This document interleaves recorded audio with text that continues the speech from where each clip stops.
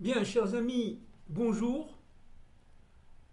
Alors nous sommes à quelques jours de la fête grandiose de Hanouka et nous sommes toujours en pleine guerre de Gaza.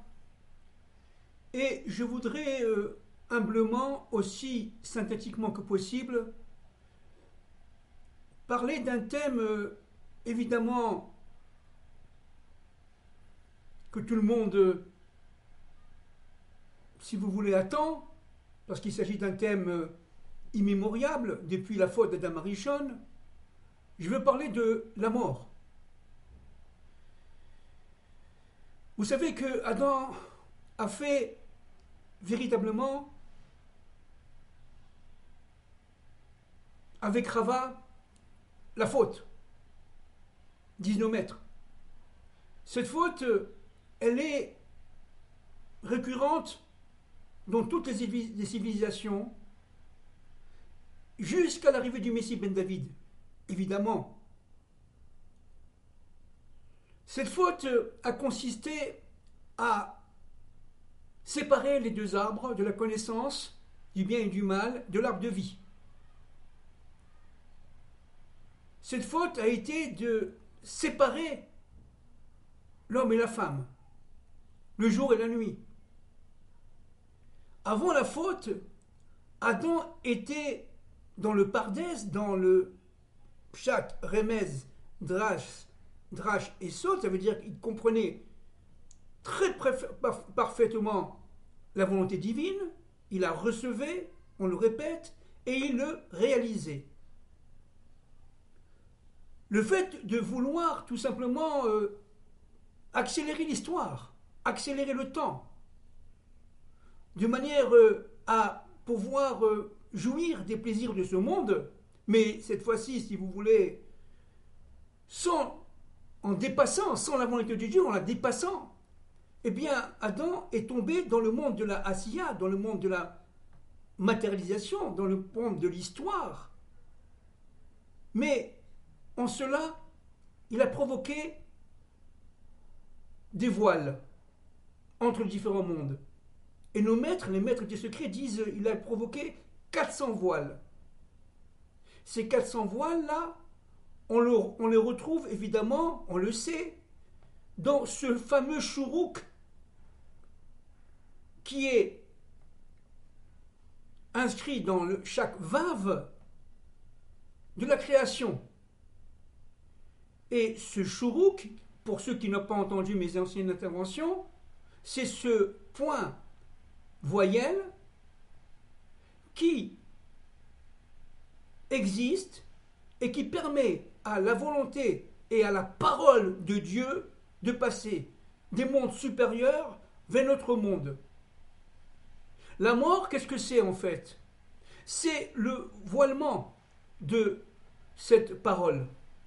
Cette parole existe toujours, notamment dans les autres mondes, mais dans notre monde à nous, qui est un monde matériel, extrêmement obscur, par la matérialisation des histoires, eh bien, cette parole, elle est cachée.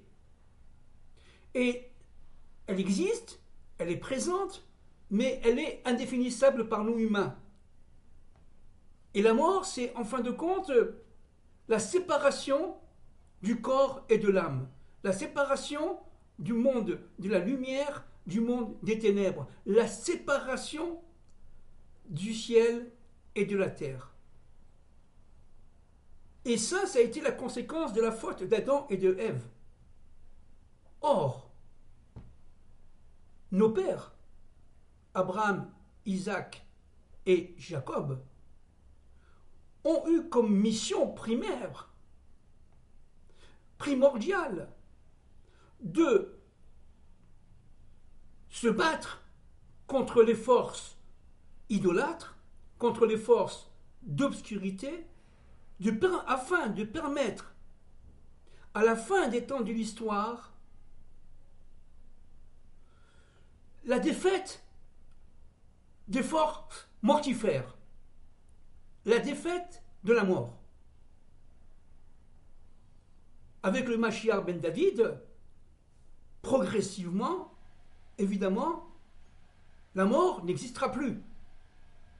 c'est-à-dire que le passage entre notre monde et les autres, sera pratiquement automatique pour ceux, évidemment, qui ont la capacité de passer. C'est-à-dire que pour ceux qui sont suffisamment purs, purifiés, de manière à passer d'un monde à l'autre. Et en passant d'un monde à l'autre, on passe du monde de la matière au monde de la lumière. Et c'est ce qu'on appelle, nous, dans le langage hébraïque de la Torah, Triyat Ametim.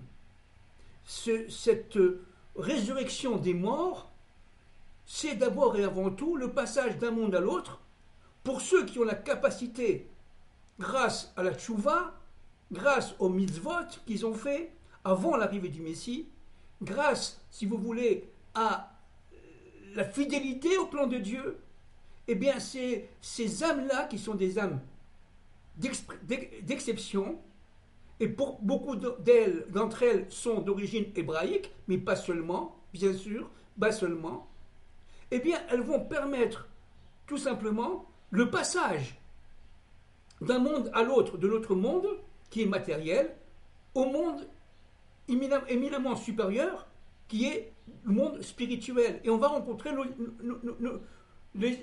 nôtre. Ça veut dire les gens qui sont passés de ce monde à l'autre.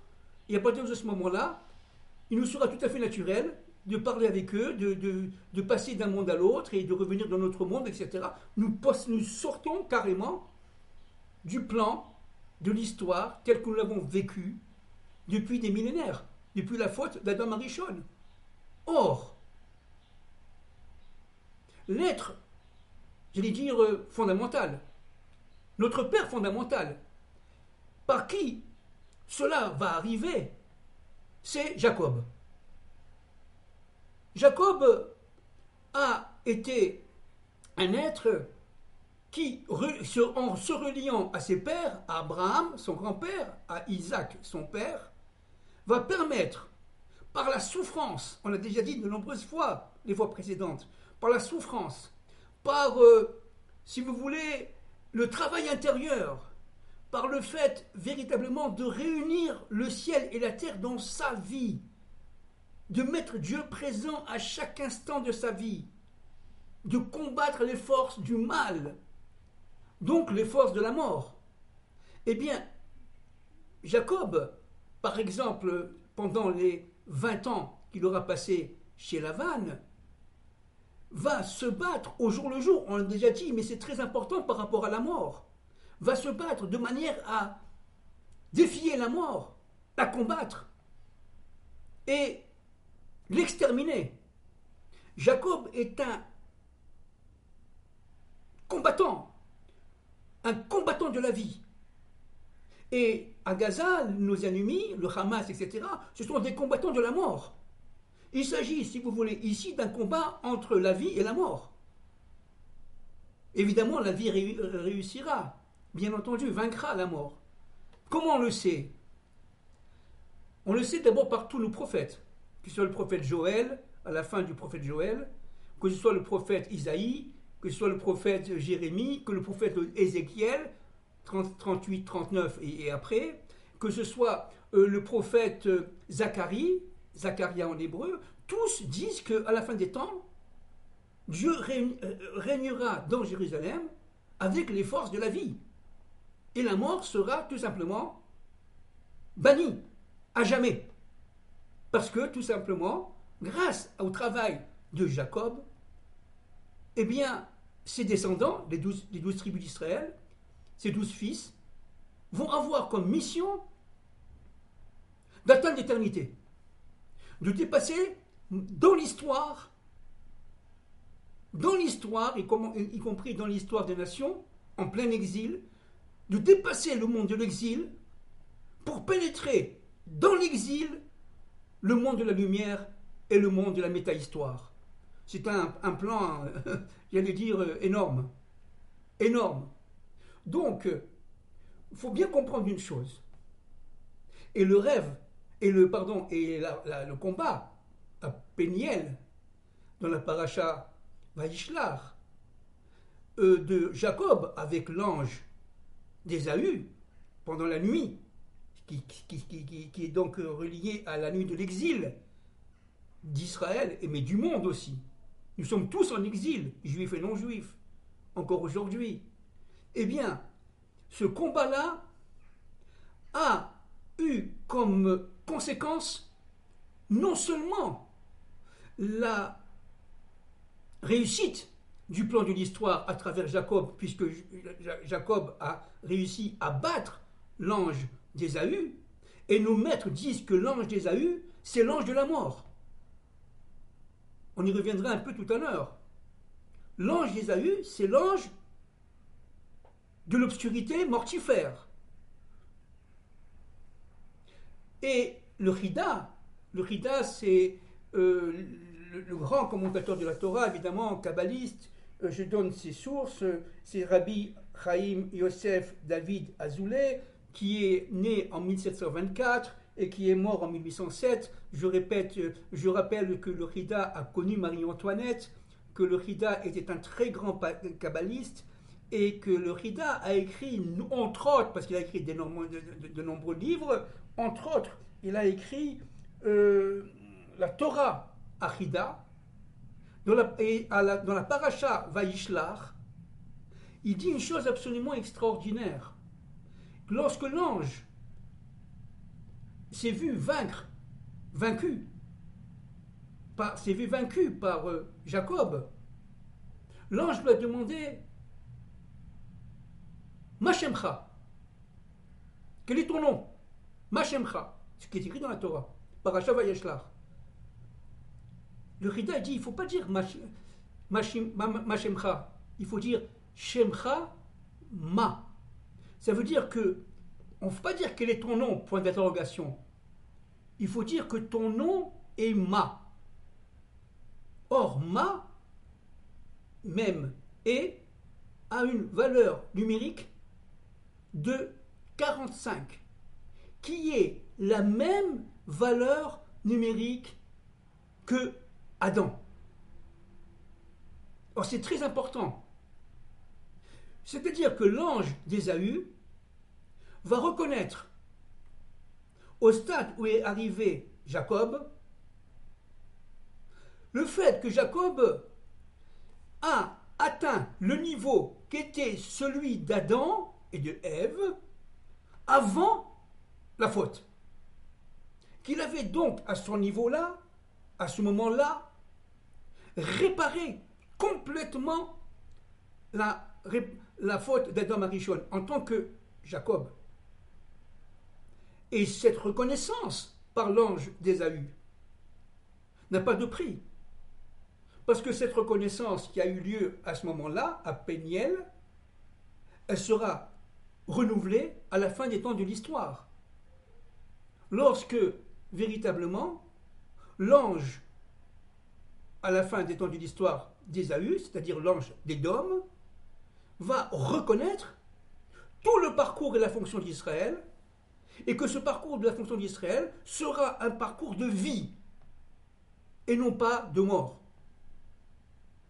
Je répète, nos maîtres disent que l'ange d'Ésaü s'appelle aussi l'ange de la mort. Pourquoi? Parce que, on le sait, Ésaü veut vivre sa vie dans ce monde, dans la malchoute, sans Dieu. Sans Dieu. Il s'est approprié le monde de la malchoute. Vous savez que les 4 lettres du nom divin, Yud, E, Vav, E, Yud, E, Vav, Ke, vous me dire que c'est pas bon de dire le nom divin comme ça, il faut un peu le transformer. Eh bien, chaque lettre correspond à un monde. Le Yud correspond au monde d'Atsilut. Le E d'en haut correspond au monde de la Bria. Le Vav correspond au monde de la Yetzira. Et le E d'en bas correspond au monde de la Malchut. Et dans ce E d'en bas, vous avez, et ça c'est Jacob qui l'a réalisé sous les ordres de Dieu, bien entendu, à son temps, vous avez l'ensemble des mondes qui leur sont accolés. C'est-à-dire qu'en fin de compte, Jacob a vaincu la mort. C'est exactement ce que nous vivrons, si Dieu veut, Bezrat Hashem, avec autant du Mashiach ben David. C'est-à-dire que, en fait, le combat de Jacob est un combat contre le fait que Ésaü a confisqué notre monde à la place de Dieu. Il voulait tout simplement vivre son monde, dans notre monde, sans Dieu. Et tout simplement s'approprier le pouvoir de ce monde. Ce qui est absolument infernal. Parce que cela mène tout simplement à la mort. C'est pour ça que l'ange de la mort et l'ange d'Ésaü, c'est le même. Et nos maîtres disent que c'est le même. C'est pour ça que Ésaü dit à son frère Jacob, donne-moi un plat d'anti, de toute façon, moi, je dis ça de mémoire, moi, je vais vers la mort. C'est-à-dire qu'en fin de compte, qu'est-ce que c'est que la mort? C'est vivre au jour le jour, dans notre monde, avec tous les problèmes que cela a, bien entendu, sans pouvoir faire le lien entre chaque élément de ces mondes, et de comprendre qu'il y a derrière tout cela un plan secret. Donc nous sommes tous morts. C'est-à-dire nous sommes tous carrément dans l'obscurité de ce monde. Nous sommes tous dans cette 9e plaie d'Égypte qu'on appelle aujourd'hui la plaie d'obscurité. C'est la plaie du doute. Aujourd'hui, avec l'accélération des événements que nous vivons, notamment à Gaza, eh bien, le doute est partout. On ne comprend plus rien. Parce que tout simplement, les événements se télescopent. Il y a une sorte d'accélération de l'histoire qui fait qu'en fin de compte, on va dépasser même le métro boulot dodo et l'endormissement pour dire que, attends, on n'y comprend plus rien. Et ça, disent nos maîtres, c'est la 9e plaie. Et la 10e plaie, qu'est-ce que c'est? C'est la mort des premiers-nés, selon la Torah. Et quels sont les premiers-nés des nations aujourd'hui? C'est Édom, c'est-à-dire Ésaü, c'est-à-dire l'Occident, descendant de Rome. C'est-à-dire qu'en fin de compte, de cette position de doute, d'obscurité, et doute étant, on le sait, ayant la gématria en hébreu, la valeur numérique de Safek, qui est 240, qui est la même valeur numérique que Amalek. Donc, si vous voulez, ce doute-là va entraîner la guerre de Gog-Magog et va attirer les nations ennemies d'Israël les unes contre les autres, de manière à pouvoir tout simplement détruire l'obscurité, donc détruire la mort. Et la mort, il faut bien comprendre un point très très important, c'est en fait l'échec du credo d'Ésaü. Le credo d'Ésaü de l'Occident va mener à une impasse, mais une impasse terrible, une impasse mortifère. Parce que, tout simplement, il a voulu confisquer la lettre du « et », la dernière lettre du nom de Dieu, à ses propres fins, pour ses propres ambitions, pour ses propres principes de domination, pour ses propres principes de conquête. Et Ésaü va se fracasser. C'est pour ça, entre parenthèses, que l'ange a demandé une bénédiction à Jacob. Or, qu'est-ce que c'est que la bénédiction? En un mot, évidemment, c'est la capacité de révéler le potentiel positif qui est en nous. L'ange va reconnaître dans Jacob qu'il a réussi sa mission malgré tout, que Israël, descendant de ses enfants, pendant toute l'histoire, avec les tourments de sa propre histoire, avec les souffrances de sa propre histoire, avec la haine des peuples contre Israël, encore aujourd'hui. Avec la Shoah, avec les pogroms d'Ukraine et, j'allais dire, de Navarre. Il y a eu d'immenses pogroms, par exemple, en 1342 en France, entre parenthèses. C'est-à-dire que les enfants d'Israël vont passer des moments terribles, mais ils seront, dans ces moments terribles, inféodés toujours à la Torah d'Israël et à la parole de Dieu. Et ça, c'est la force qui a donné Jacob à ses fils et qui a été reconnue par l'ange. Et cette force-là sera reconnue à la fin des temps de l'histoire. Et vous voyez, on a dit l'autre fois, et tous nos commentateurs en parlent, que ce soit le Rambam, le Ramban, etc., et tous, parlent que le fait que ce combat, certes, et Jacob est sorti vainqueur, mais il a été quand même blessé à la hanche.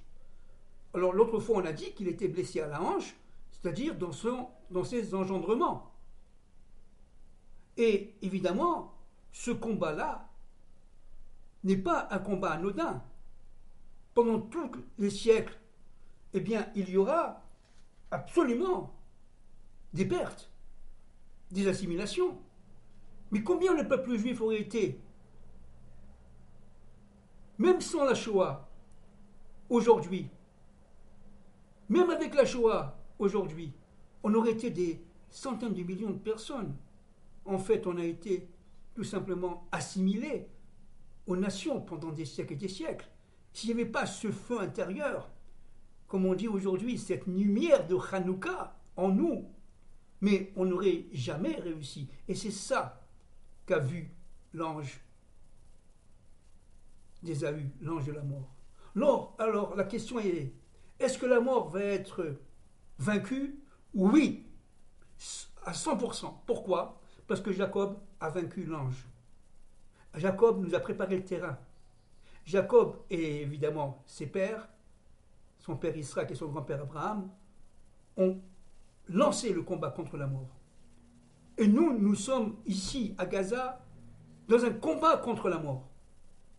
La mort, au niveau de la terre de Gaza, au niveau de la guerre de Gaza, c'est le fait tout simplement d'empêcher la terre d'être elle-même une terre sainte, une terre qui permet de rapprocher le ciel et la terre, de joindre le ciel et la terre.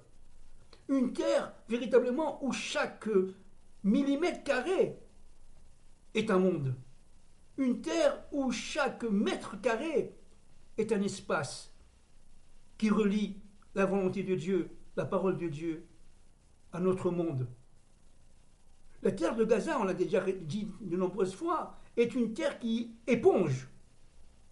Elle attire la sainteté, et parce qu'elle attire la sainteté, elle attire le mal, elle attire la mort. Et ces Philistins-là qui sont actuellement, Hamas et consoeurs, eh bien, sont tout simplement pris par les forces de la mort.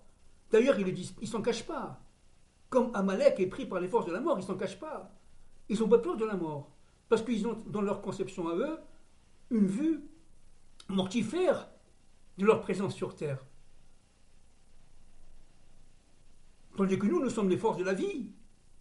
Et cette force de la vie, qui l'a, j'allais dire, allumée en nous, qui allumait cette lumière de Hanouka qui est en nous, dans un monde d'obscurité incroyable, c'est Jacob. Grâce au combat qu'il a fait pendant toute sa vie, et notamment chez Lavan, le grand sorcier de son époque. Et donc, la rencontre de Jacob et d'Ésaü, qui s'est en fait, malgré la peur de Jacob, dans la paracha Vayishlach, bien passée, eh bien, annonce la rencontre entre Ésaü, ça veut dire l'Occident meurtri, je dis bien meurtri, et Israël libéré, à la fin des temps de l'histoire. Édom sera détruit, pardon, par la guerre de Gog et Magog.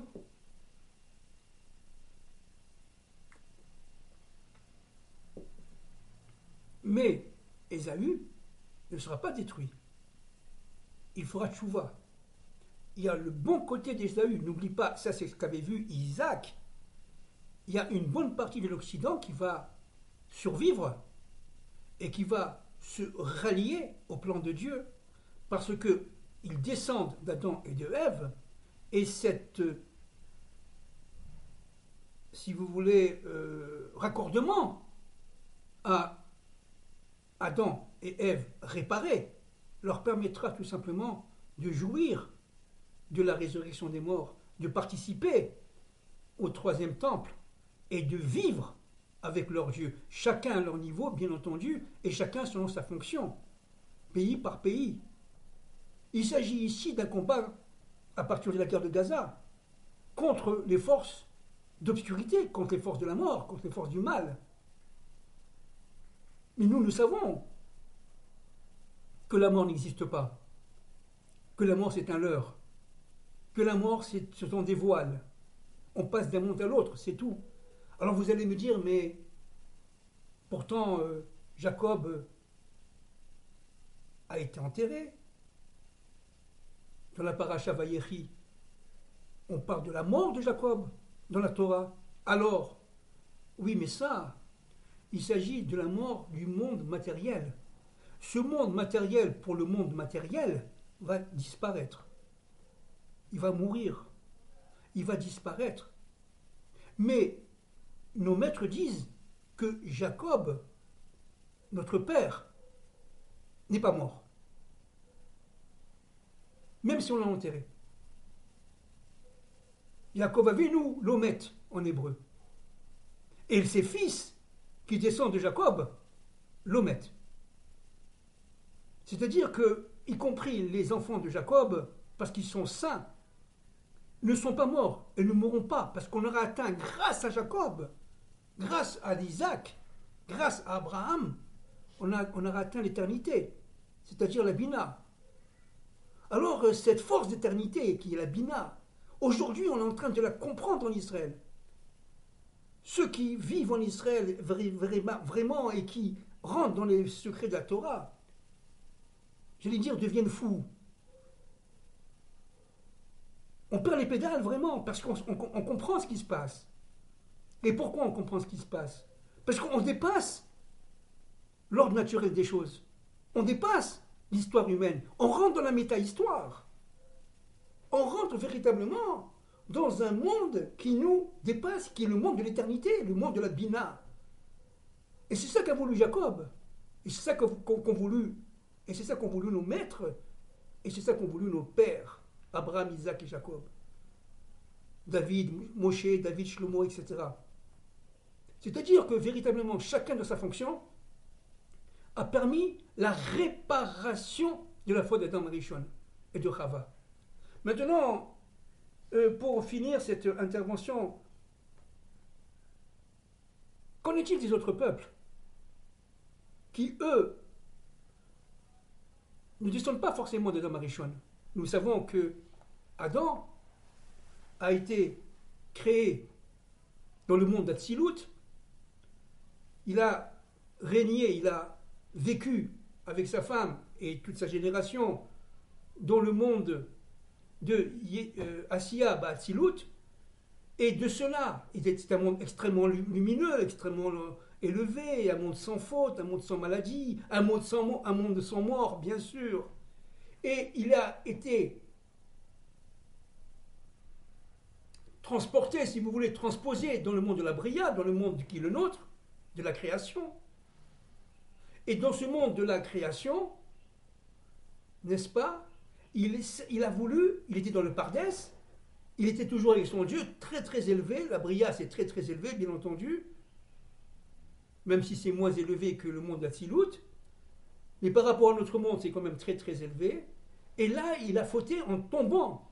Alors, en tombant vers le monde d'Asiya, en dépassant le monde de la Yetzira, le monde des anges. Et entre parenthèses, c'est pas pour rien que Jacob, face à la rencontre avec son frère, dont il avait très peur d'ailleurs, il a envoyé des éclaireurs. Et nos maîtres disent que c'était des anges. Jacob avait dominé le monde de la Yetzira, entre parenthèses. Il avait pénétré le monde de la Bria. Il avait même pénétré le monde de l'Atsilut. Jacob était absolument un être kadosh, sublime. Eh bien, ce qu'il faut bien saisir, c'est que il y a des âmes qui ont été créées qui ne font pas partie d'Adam Arishon et d'Israël, et qui sont inférieures, et qu'il faut, à la fin des temps de l'histoire, récupérer. Parce que ces âmes-là, elles sont embourbées, j'allais dire, de clipotes, d'impureté, de mal. Et c'est ça l'enjeu de la guerre de Gog et Magog. C'est de sauver toute l'humanité entière, pas seulement les descendants d'Adam et de Ève, juifs et non-juifs, mais les autres, les peuples qui ne descendent pas forcément d'Adam et de Ève, qui ont été créés avant Adam et Ève, et qui ont été donc, si vous voulez, en dehors du plan de la création, parce qu'ils ont été créés avant, dans les autres mondes. On le sait que le Zohar le dit évidemment, Dieu a créé plusieurs mondes avant le nôtre, et ces peuples-là descendent, si vous voulez, des débris des autres mondes qui ont été détruits par Dieu. Mais ils existent. Ce sont des humains qui ne sont pas descendants d'Adam Arishon, mais qu'il va falloir évidemment d'abord, dans un premier temps, épurer de toutes les forces du mal, de toute idolâtrie, etc., puis récupérer de manière à ce que, enfin, l'humanité soit une avec son Dieu. Vous comprenez? Donc, si vous voulez, le monde d'Adam, le monde juif, le monde non-juif, mais descendant d'Adam et de Ève, est un instrument, un moyen pour Dieu de sauver l'humanité tout entière. Adam et Ève, on le sait évidemment, mais on le répète, pour ceux qui nous écoutent pour la première fois. Adam et Ève, c'est une partie de l'humanité qui a la capacité de connexion avec son Dieu. Ils ont été créés il y a 5784 ans, année hébraïque. Mais avant, il y avait d'autres mondes qui ont été certes détruits, mais les débris, dit le Zohar, ont été récupérés et induits par Dieu, introduits dans notre monde, y compris avec des Neshamot qui correspondent à ces mondes-là, qui, elles, ne descendant pas d'Adam Rishon et de Chava, n'ont aucune possibilité de s'intégrer à la volonté divine, parce qu'ils ne peuvent pas comprendre, ils n'entendent pas la parole de Dieu. Ils sont encore et ils seront toujours dans l'idolâtrie. Donc c'est pour ça que le Mashiach vient non seulement sauver Adam et Ève, donc Israël et les nations qui descendent d'Adam et de Ève, mais il vient sauver aussi, j'allais dire même surtout, des peuples qui n'ont jamais été sauvés et qui ne descendent pas d'Adam et de Ève. Alors évidemment, toutes les scories, toutes les impuretés, tous les animaux sauvages, comme le Hamas par exemple, à la guerre de Gaza, seront détruits par la guerre de Gog et Magog. Ça, ce sont les forces du mal. Les forces d'Amalek, les forces du mal, qui veut être Réchit Goïm à la place d'Israël. Et ce Réchit Goïm, ce sont les forces de Bilam. Bilam étant lié directement avec évidemment, Barak à Amalek. Eh bien, j'ai dit Barak, non, pardon. Bilam et... bon, ça va me revenir, j'ai un trou de mémoire. Bilam et Balak, bien sûr. Bilam et Balak, pas Barak. Bilam et Barak. Et Bilam et Balak. Et Balak et Bilam forment Amalek.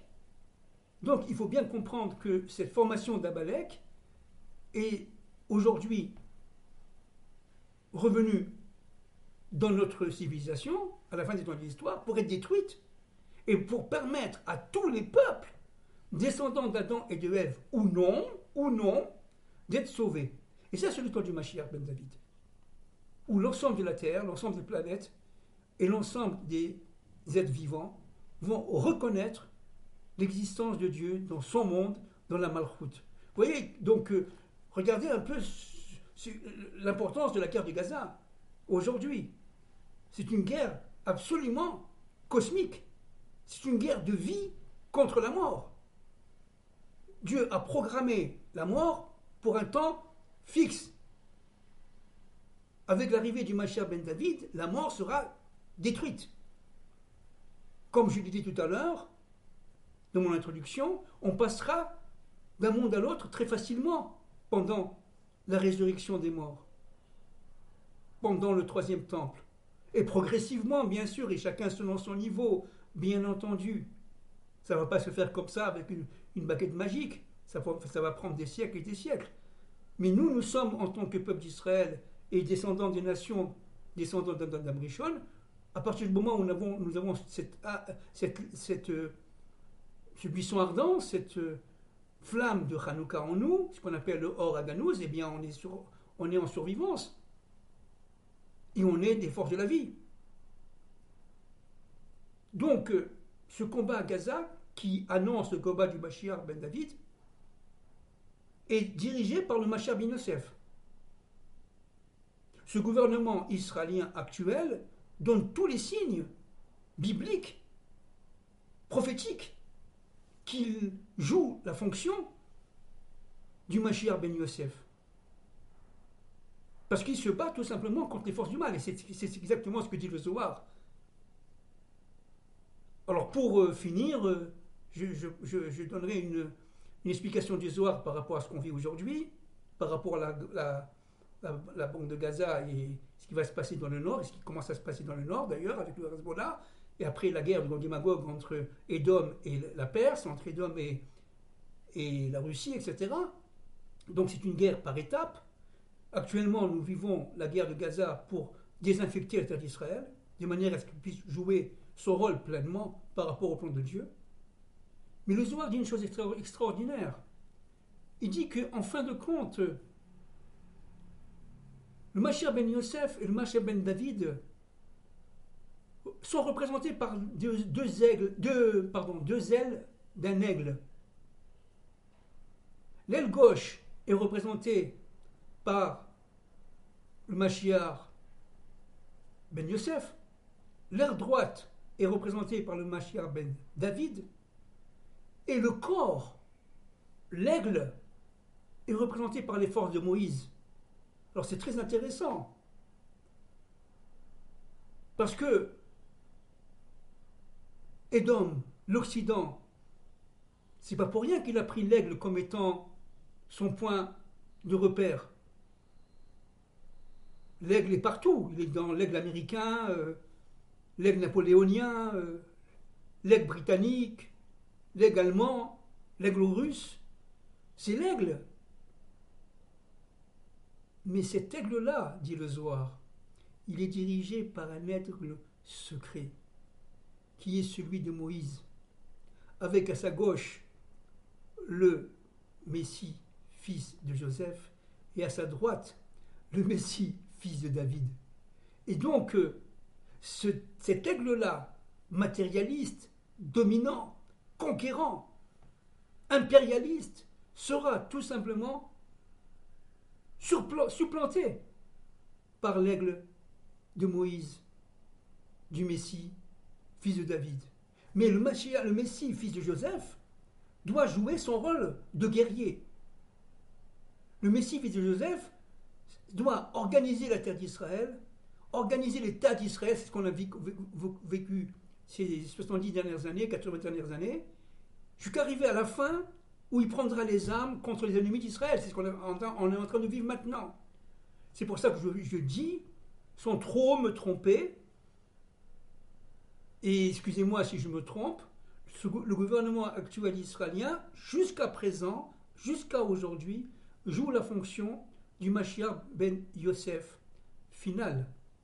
Et je crois que le rabbi de Lubavitch avait bien compris, lorsqu'il a rencontré, il y a une trentaine d'années, l'ambassadeur, même une quarantaine d'années, l'ambassadeur d'Israël à l'ONU, qui s'appelait Bibi Netanyahou, eh bien il lui a dit, après toi, il y aura le Mashiach ben David. Bon, je dis ça de mémoire, bien sûr.